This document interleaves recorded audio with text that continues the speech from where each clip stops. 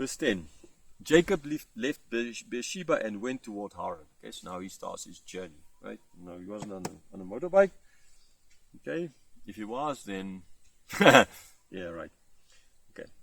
Verse 11.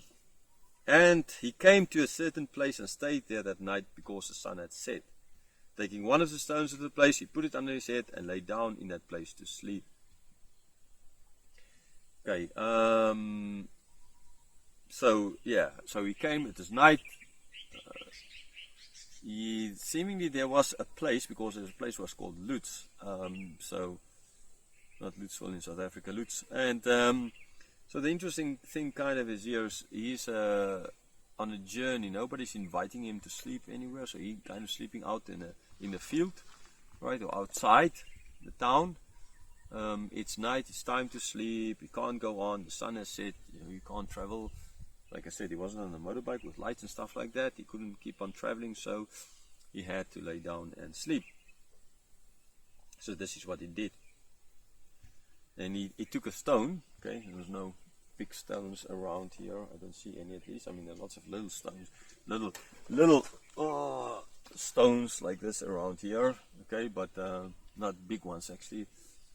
I saw yesterday where they were loading up. Oh yeah, yesterday at the waterfall, were these big rocks that they were loading up onto a truck. Now, I mean, the rock he put used as a pillow. In that case, it's not would not be that big, because man, that's the size of a man kind of. So it's like just a rock to put. Now, in a certain sense, I've read some. So I guess one Bible scholar kind of said that they would like make out of rocks like a protection for the head, right? So it's not like put his head on a rock kind of sleeping, but it's more like building this protection for and then sleeping in it. Now, yeah, I don't exactly, it's difficult for me to give my opinion on that. I don't know enough to give an opinion on that. What we kind of see here is kind of as if it's just taking a rock and using it as a pillow. Right now, in the one hand, using a rock as a pillow, I don't know, I think this is like I always say the best pillow is your hands. I've slept a lot on the ground in my days, and you don't have a pillow, so either maybe you take some clothes and put it under your head, or your hands, and you sleep like this kind of idea, right? I don't know, putting a rock there. I personally won't do it. So maybe this scholar saying that it's like a protection for his head kind of idea, maybe from nocturnal animals or what. I don't know. It might make kind of sense, but again, I don't know if it's. In Sunday school, we always saw Jacob lying with his head on a rock, and it's something that always kind of bothered me, because I don't think it's just kind of sound strange, kind of. But then again, different time, different culture, maybe there might have been something else, I don't exactly know.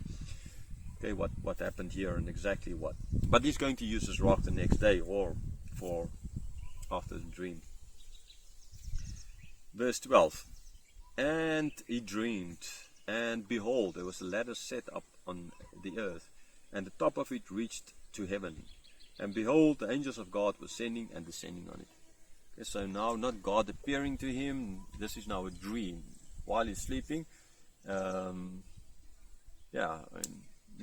would have been used, well, actually maybe Jacob, as the loving to stay inside the tent, would not have been used to this kind of life, most likely. Like his brother would have been. His brother would have been out in the hunting often during night, or he caught somewhere out at night and sleep outside, but he in the tent. So now he has no choice, and he's sleeping out there. Maybe that is kind of why as well he could have taken a rock and thought that will help him, which actually I don't think it will. Okay, maybe that can explain that. Okay, maybe a possibility. But anyhow, so he saw a dream, right? Not unlike what his father and grandfather had. It was not like seeing dreams, kind of. It's more as if they saw God. Now, he will later on in the Yabok River, or at the Yabok River crossing it, see God, actually fight with God, right? But here he is not at that stage. He is running away. He's a deceiver. he's a fraud, right?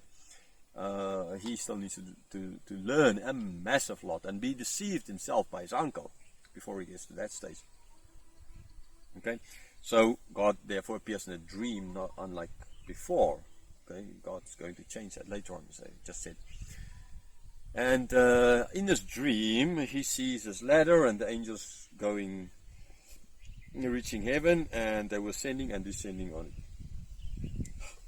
Okay, so this is kind of what he is seeing.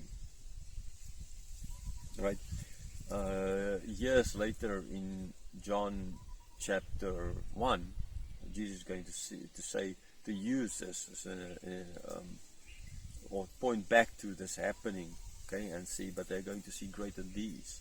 Okay, the calling of Nathaniel there, way back then. They say they see greater things than this. Right now I can imagine greater things. For the Jews growing up, this idea of God, the angels coming down from God and the ladder up and down, would have been a huge thing. And so Jesus then in John 1 saying that they will see even greater things. Right? Just for interest sake, they always draw angels with wings. The cherubim, they have wings, but the cherubim are not angels. They're special created beings that is around the temple of God. They have 6 pairs of wings. Okay, and we always draw these angels with wings when it's actually never stated that angels have wings. And if they had wings, then they would not have needed to climb a ladder. I guess they could have just flown down. Okay, what's the point in having a ladder? They have wings; they can just fly down. Anyhow, but I can see that maybe they're just trying to say that they're climbing up a ladder, or because people don't have wings, so they need the ladder kind of idea. But we never see the idea that Jacob is going to climb this ladder. It's just the angels climbing this ladder. So I think I would say, since we don't ever see a mention of angels with wings, like I said, cherubim there, but angels not, that maybe, all these Sunday school drawings of a little Cupid with wings or angels with wings is kind of nonsense. I know, even here in Kalor, up there in the mountain top, they have this set of wings, and you can go and stand there. Now you're kind of like an angel, right, in a very Buddhist area.